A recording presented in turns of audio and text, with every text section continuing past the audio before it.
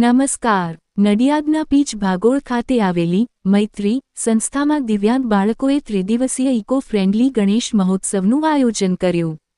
દેશભક્તિની theme સાથે યોજાયેલા આ કાર્યક્રમમાં બાળકો અને વાલીઓએ ભક્તિભાવથી પૂજા અર્ચના કરી.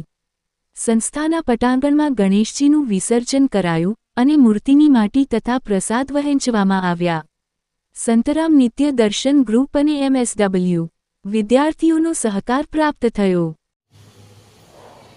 મારું નામ છે મેહુલ પરમાર અને આજે મૈત્રી સંસ્થામાં ત્રિદિવસીય ગણેશ મહોત્સવનો વિસર્જનનો કાર્યક્રમ કરવામાં આવ્યો હતો.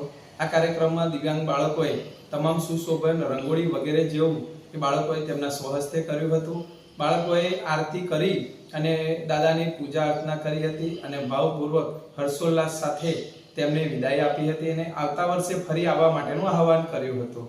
ત્રિદિવસીય દરમિયાન દિવ્યાંગ બાળકોએ ભગવાનની આરતી પૂજા અને અર્ચના કરી અને દાદાની ભર્યો ભાવથી ભક્તિ કરી હતી.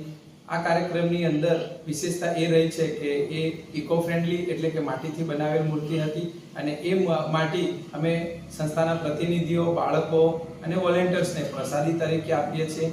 આ કાર્યક્રમની અંદર સંતરામ નિત્ય દર્શન ગ્રુપ તથા ડિપાર્ટમેન્ટ ઓફ સોશિયલ વર્કના વિદ્યાર્થીઓનો અમને સહકાર ખૂબ સારો મળ્યો હતો અને આ બધાના સહયોગથી અમે આ સુંદર કાર્યક્રમનું આયોજન કરી શક્યા. Thank you.